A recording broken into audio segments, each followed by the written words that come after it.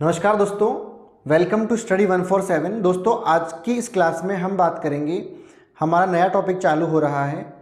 नया टॉपिक है अपना एसिड बेस एंड सॉल्ट, यानी कि अम्ल, क्षार और लवण। धीरे धीरे हम एक एक करके पहले अम्लों की बात करेंगे, फिर क्षारों की बात करेंगे और फिर लवणों की बात करेंगे। ठीक है दोस्तों, क्लास चालू करने से पहले छोटी सी रिक्वेस्ट है कि अगर आपको हमारी क्लास में थोड़ा भी समझ में आ रहा है तो प्लीज़ आप अपने दोस्तों तक इस वीडियो को और इस चैनल को शेयर कीजिए, सब्सक्राइब कीजिए। इससे हमारा हौसला बढ़ेगा दोस्तों। और ज़्यादा तो कुछ कहूँगा नहीं, इतनी रिक्वेस्ट है कि सब्सक्राइब कर लीजिए और अगर वीडियो अच्छा लगे तो लाइक कीजिए। ये मेरी गारंटी है कि आपको साइंस में कहीं पर भी अगर पूरे लेक्चर आप ले रहे हो तो कहीं भी समस्या नहीं आएगी। अब हम बात करते हैं सीधे टॉपिक की। हमारा आज का टॉपिक रहेगा, वैसे टॉपिक जो चालू हो रहा है मेजर टॉपिक है अपना अम्ल, क्षार और लवण, लेकिन आज हम बात करेंगे अम्लों की। तो सबसे पहले अम्ल क्या होते हैं दोस्तों? अम्लों को बोला करते हैं एसिड। क्या बोलते हैं? एसिड।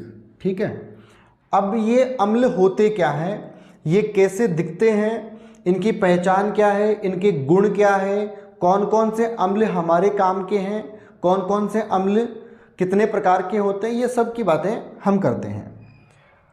सबसे पहले बचपन से आपने पढ़ा होगा कि अम्ल स्वाद में कैसे होते हैं। अम्ल दोस्तों स्वाद में होते हैं खट्टे। स्वाद में कैसे होते हैं? खट्टे होते हैं अम्ल, पहली बात। ठीक है, याद रहेगी, अम्ल स्वाद में कैसे होते हैं? खट्टे होते हैं। दूसरी बात करें, ये क्या करते हैं? नीले लिटमस को लाल बना देते हैं। नीले लिटमस को लाल बना देते हैं। लिटमस पत्र को कैसा बना देते हैं? लाल बना देते हैं। लेकिन ध्यान रखना दोस्तों, कोई भी अम्ल अगर शुद्ध अवस्था में है या सांद्र अवस्था में है, अब ये सांद्र क्या होता है इसकी भी बात करता हूं मैं, मतलब उसमें पानी नहीं मिलाया हुआ है, 100% शुद्ध अगर अम्ल है उसमें ये गुण कभी भी लागू नहीं होगा। और अम्लों की एक प्रॉपर्टी अच्छी ये है कि अम्ल जो है दोस्तों, जब तक अपने गुण प्रदर्शित नहीं करेंगे, जब तक कि उनको अपन क्या नहीं बना दे, तनु नहीं बना दे। दोस्तों तनु किसी लड़की का नाम नहीं है, तनु को हम बोलते हैं कॉन्सेंट्रेट। क्या बोलते हैं? कॉन्सेंट्रेट। मतलब कि सिंपल लैंग्वेज में समझाऊं अगर मैं साइंस से बाहर आकर के, कि आप प्रैक्टिकली उस बात को समझ लो, तो कि अम्ल में जब तक आप पानी नहीं मिलाओगे, ये तो हो गई सिंपल लैंग्वेज, जब तक क्या नहीं मिलाओगे उसमें आप पानी या फिर जल नहीं मिलाओगे, तब तक अम्ल अपने कोई भी गुण प्रदर्शित नहीं करेगा, पहली बात। दूसरी बात क्या है, अगर मैं साइंस की लैंग्वेज की बात करूं तो साइंस की लैंग्वेज की बात यह हो गई कि अम्ल अपने गुण तब दर्शाएगा जब वह अपने आयनों में टूट जाएगा। किस में टूट जाएगा दोस्तों? अपने आयनों में टूट जाएगा। अब ये सब बातें आपको अभी थोड़ी सी अजीब सी लग रही होगी, आयनों में टूटना क्या होता है, ये तनु क्या होता है, ये सांद्र क्या होता है। अभी केवल आप इतना ध्यान रखो, सिंपल अगर आपको समझना है कि जब तक किसी अम्ल में हम पानी नहीं मिलाएंगे या जब तक कोई अम्ल अपने आयनों में नहीं टूट जाएगा, तब तक वह अपने गुण प्रदर्शित नहीं करेगा।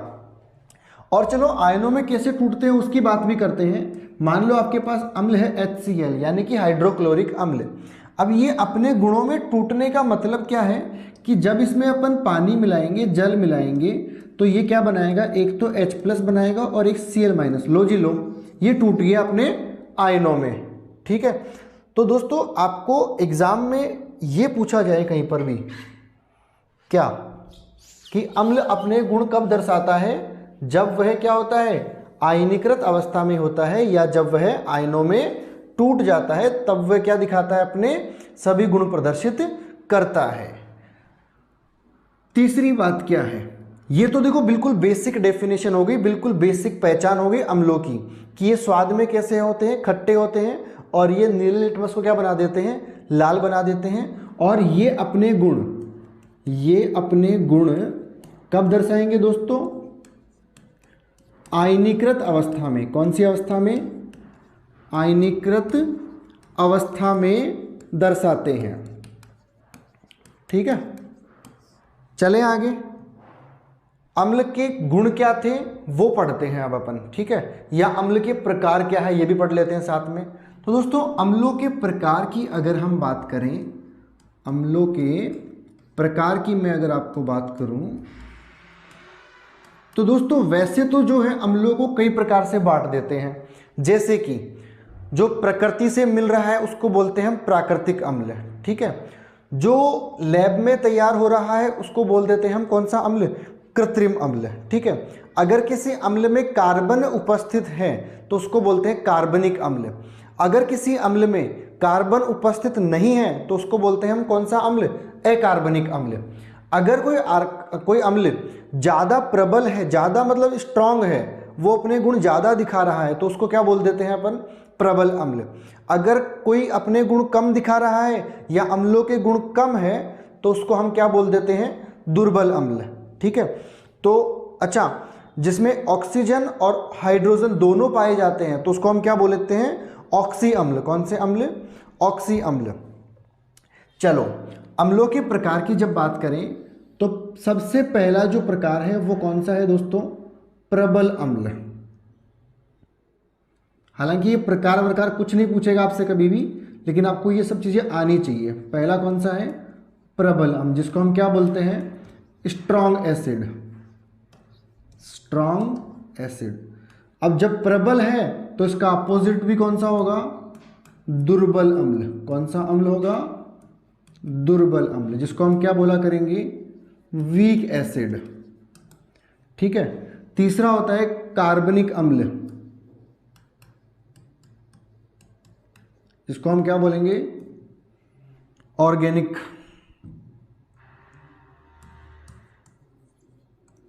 Organic acid. हालांकि ये चीज़ें दोस्तों इतनी कभी पूछेगी नहीं आपसे। और तीसरा है अपने पास ऑक्सी अम्ल। ऑक्सी अम्ल या फिर ऑक्सी एसिड। एक और प्रकार अगर हम बना लें, प्रबल हो गए, दुर्बल हो गए, कार्बनिक हो गए, ऑक्सी हो गए और अकार्बनिक हो जाएगा एक, अकार्बनिक, जिसे हम क्या बोलेंगे, इनऑर्गेनिक एसिड। Inorganic acid. ठीक है, ये कहाँ से प्राप्त होते हैं दोस्तों, ये प्राप्त होते हैं खनिजों से। खनिजों से प्राप्त किए जाते हैं इनको। तो ये बात आपको याद रखनी है कि ऑक्सी एसिड क्या होते हैं, जो किससे प्राप्त होते हैं, जो खनिजों से प्राप्त होते हैं। ठीक है, ऑक्सी एसिड क्या होते हैं, जो किससे प्राप्त होते हैं, जिसमें ऑक्सीजन और हाइड्रोजन दोनों पाए जाते हैं। जिसमें क्या पाए जाते हैं, ऑक्सीजन और हाइड्रोजन उपस्थित होते हैं। ठीक है, कार्बनिक एसिड, जिसमें कौन प्रेजेंट होता है, कार्बन उपस्थित होता है। दुर्बल अम्ल क्या होते हैं, ऐसे अम्ल जिनमें जो पूर्णतः पानी में क्या नहीं होते, पूर्णतः जल में आयनित नहीं होते, और ये पूर्णतः क्या हो जाते हैं, आयनित हो जाते हैं। ठीक है, तो ये सिंपल सी बात थी कि अम्ल कितने प्रकार के होते हैं। अब हम बात करते हैं अम्लों के गुणों की। ठीक है, कौन से गुण, रासायनिक गुणों की बात करते हैं सबसे पहले। ठीक है, तो दोस्तों अम्लों के जो गुण हैं उसमें सबसे पहला और सबसे इंपॉर्टेंट क्या गुण है, गुण। सबसे पहला गुण, ये गुण दोस्तों बार बार काम आएगा, कई अभिक्रियाओं में काम आएगा। तो इस अम्लों के गुण की बात करो दोस्तों। एक बात और बता दूं मैं आपको, आपने ये देखा होगा कि मैं मेरी क्लास में ज़्यादा बहसबाजी नहीं करता और नहीं करना चाहता कि आप लाइक करो, शेयर करो। मैं केवल शुरुआत में एक बार बोलूँगा और अंत में एक बार बोल सकता हूँ। गारंटी नहीं कि हर वीडियो में आपको अंत में भी बोलूँ, शुरू में भी बोलूँ। नियम बना लिया साहब, सब्सक्राइब करो, लाइक करो। आपको अच्छा लगे तो ही सब्सक्राइब करो, तो ही शेयर करो, तो ही लाइक करो। ठीक है, दोस्तों को तभी शेयर करो जब आपको लग रहा हो कि हम आपको कुछ अच्छा दे पा रहे हैं। ठीक है, अब अम्लों के गुण की बात करते हैं। तो अम्लों का जो पहला गुण है, मैं ये बता रहा हूं कि ये गुण बार बार काम आएगा, आपको बहुत ज्यादा काम आएगा। पहला गुण क्या है, ये जल में क्या हो जाते हैं, आयनीकरण।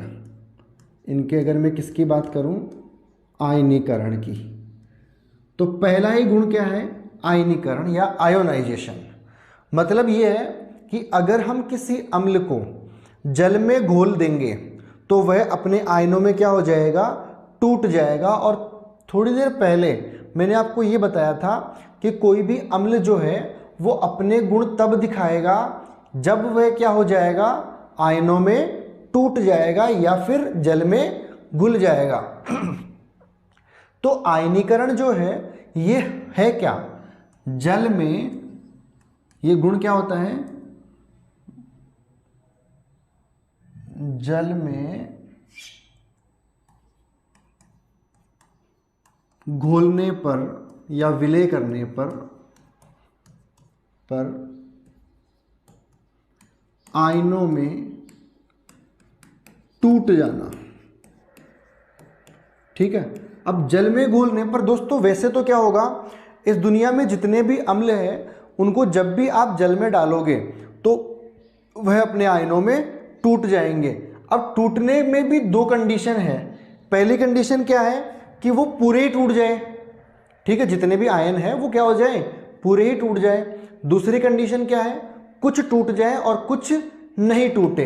अच्छा, एक बात और बता दूं मैं साथ में आपको, अम्लों के गुण में एक गुण और है, ये भी आपको याद रखना है कि ये हमेशा जल में क्या देते हैं, ये जल में H+ आयन देते हैं। को क्या देते हैं, H+ आयन देते हैं।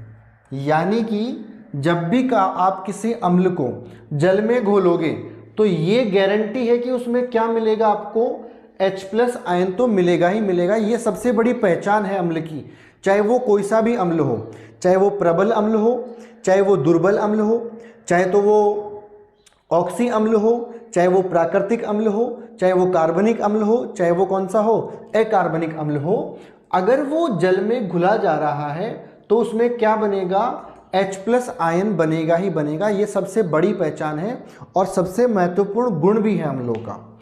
ठीक है, अब जल में घोलने पर अपने आयनों में टूट जाते हैं, या मैं इसको ऐसे कहूं, या जल में H+ आयन देते हैं। क्या देते हैं, H+ आयन देते हैं।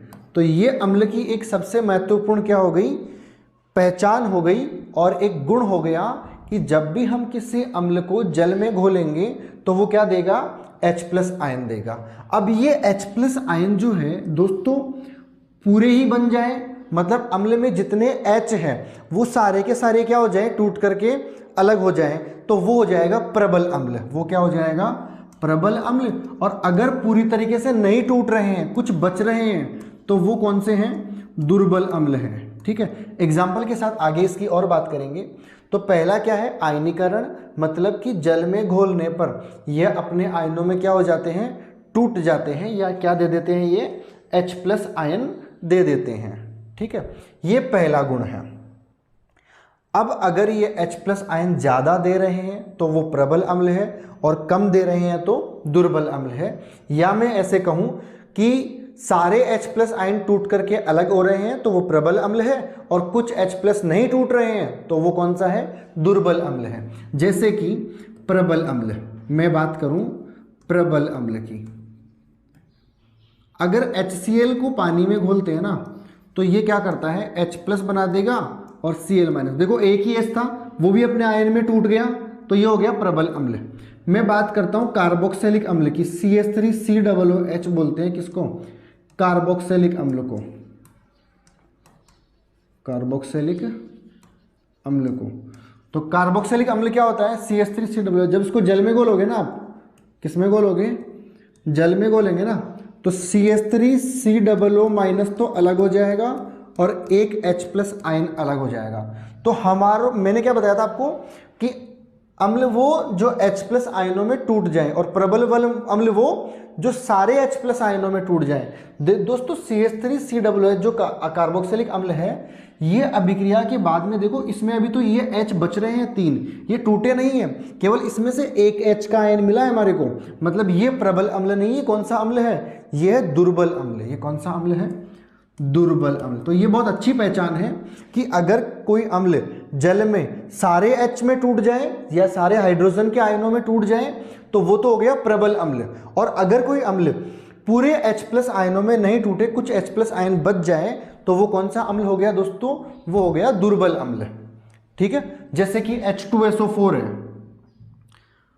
सल्फ्यूरिक अम्ल बोलते हैं, अम्लों का राजा भी इसे ही कहते हैं। ठीक है, ऑयल ऑफ विट्रियोल भी इसको ही कहते हैं।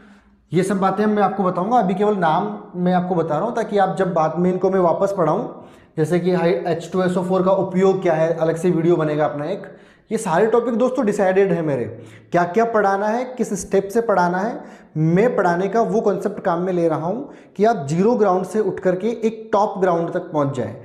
कैसे पहुंचोगे वो मेरी जिम्मेदारी है, और मेहनत करना आपकी जिम्मेदारी है।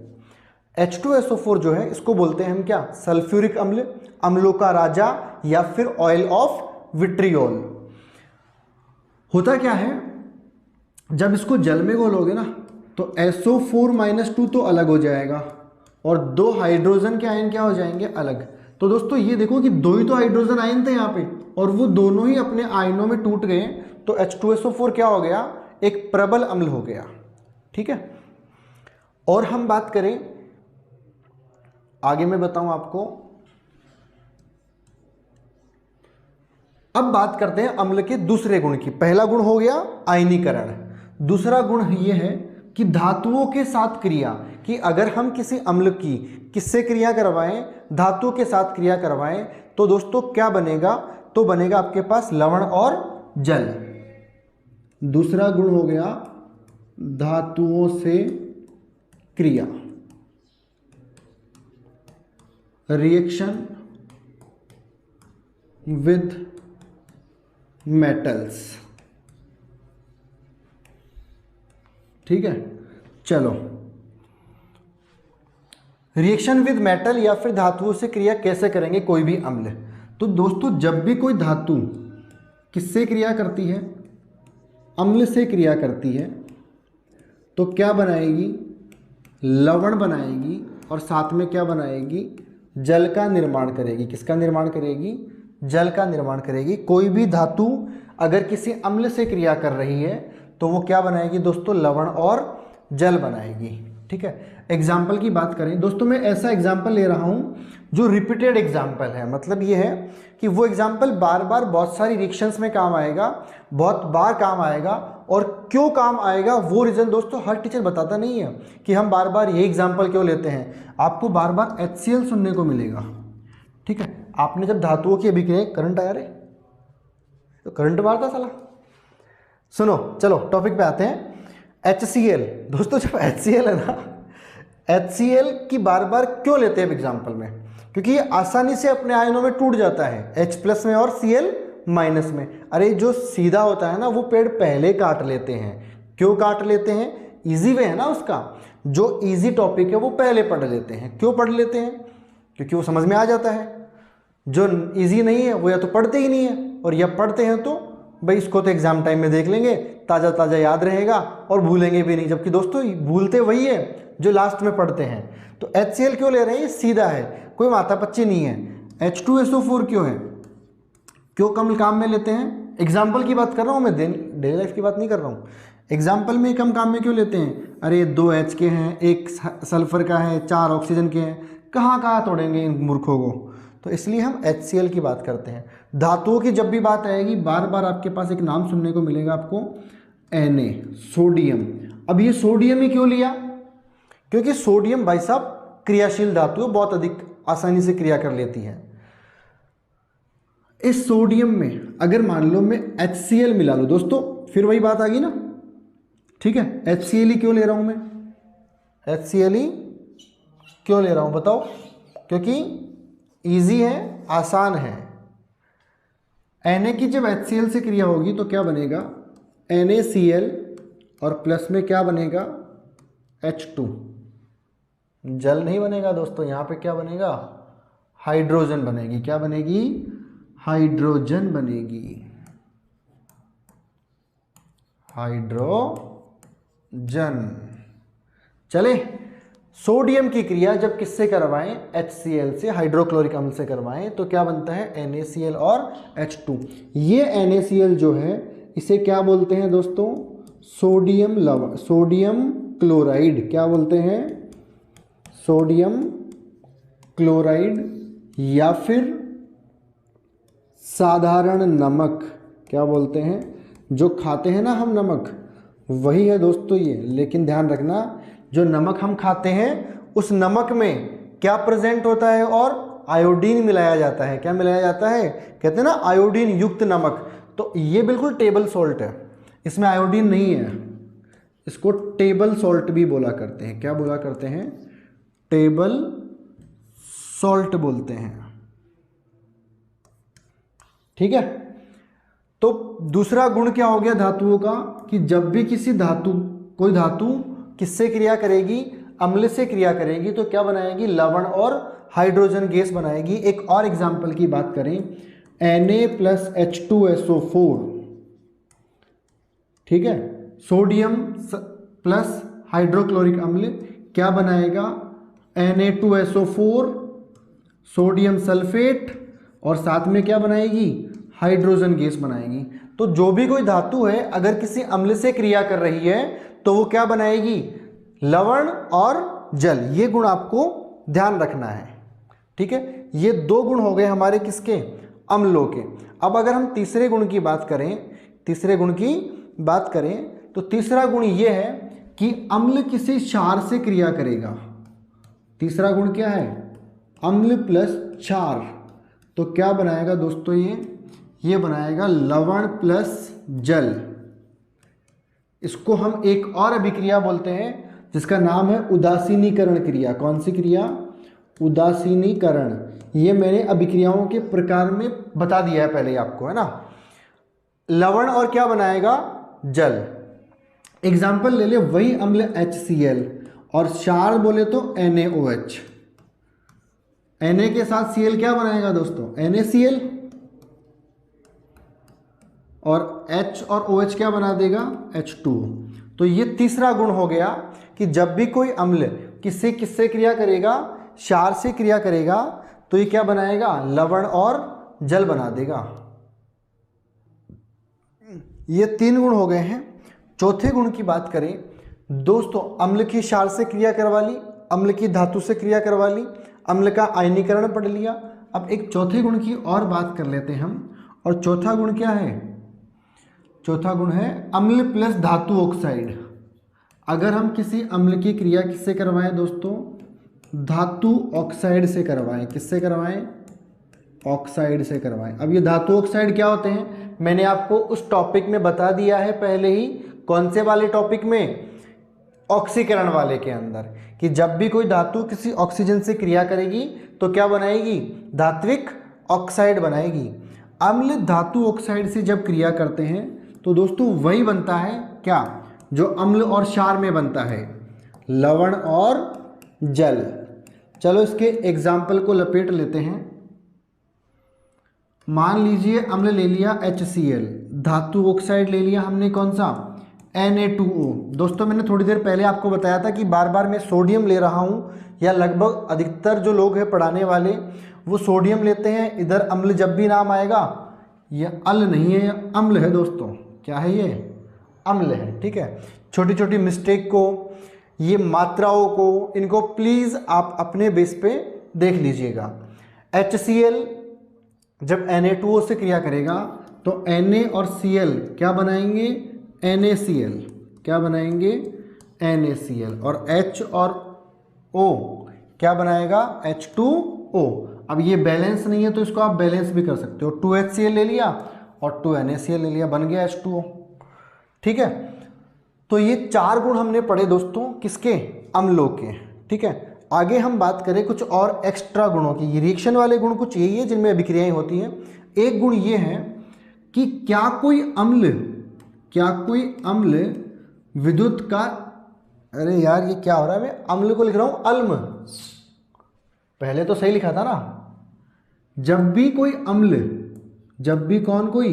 अम्ल, क्या अम्ल विद्युत धारा का चालन करेंगे, इसका मतलब ये है कि मान लो दोस्तों ये कोई कंटेनर है, कोई पात्र है, इसमें मैंने क्या भर दिया दोस्तों, अम्ल भर दिया। क्या भर दिया? अम्ल। और कौन सा अम्ल? सांद्र अम्ल भर दिया। कौन सा अम्ल भर दिया? एक तार पटका, नंगा तार। कौन सा तार? नंगा तार। खटका लगा दिया, सॉरी बैटरी लगा दी, और यहां लगा दिया मैंने क्या? खटका। खटका जानते हो ना, स्विच। खटके को मैंने चालू नहीं किया अभी, और इसमें लगा दिया एक लट्टू। क्या लगा दिया? लट्टू। जल नहीं रहा अभी। अब ये लो साहब, एक तार अंडी ने पटक दिया और एक तार अंडी ने पटक दिया। इसमें एक जोड़ दी क्या? बैटरी, प्लस और माइनस। ठीक है, एक लगा दिया खटका, बंद है, एलो चालू कर दिया। अब भी जला क्या? नहीं जला। क्यों नहीं जला? क्योंकि भाई साहब ये कौन सा अम्ल है? सांद्र अम्ल है। कौन सा अम्ल है? सांद्र अम्ल है।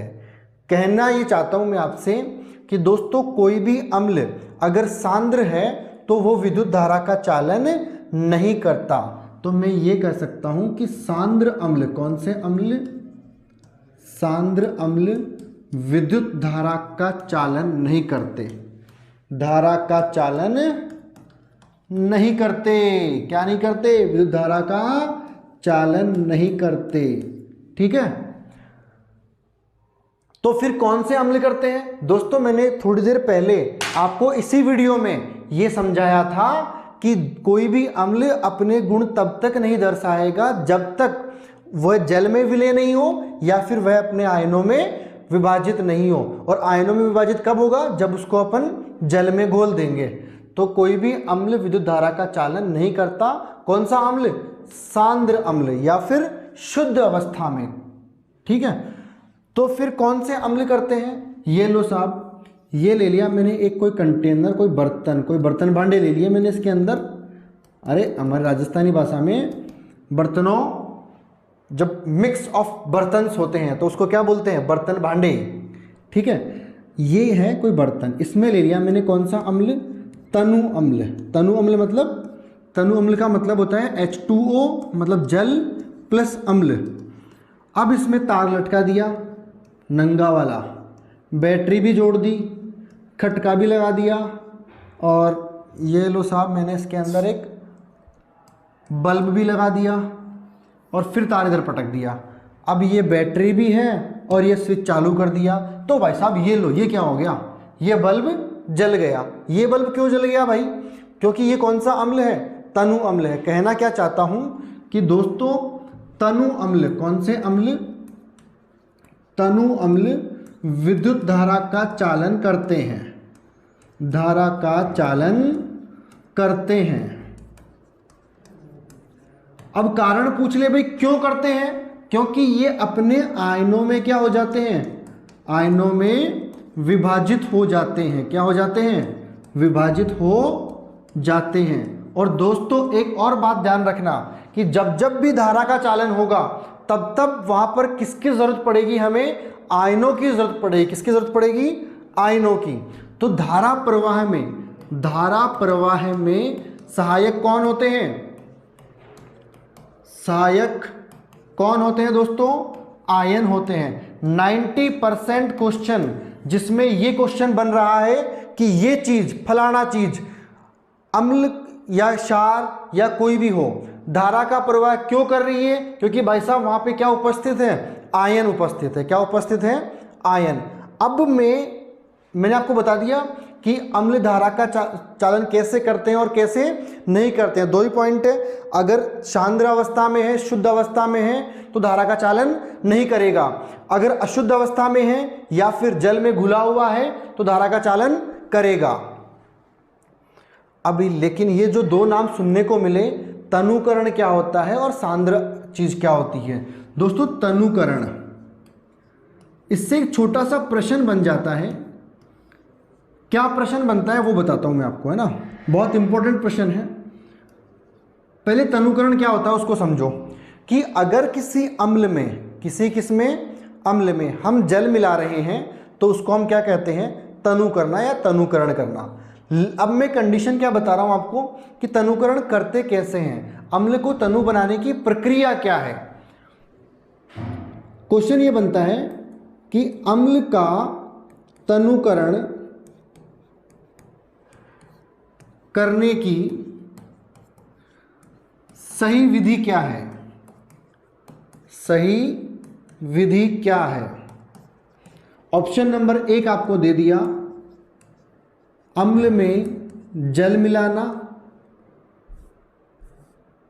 अम्ल में जल मिलाकर।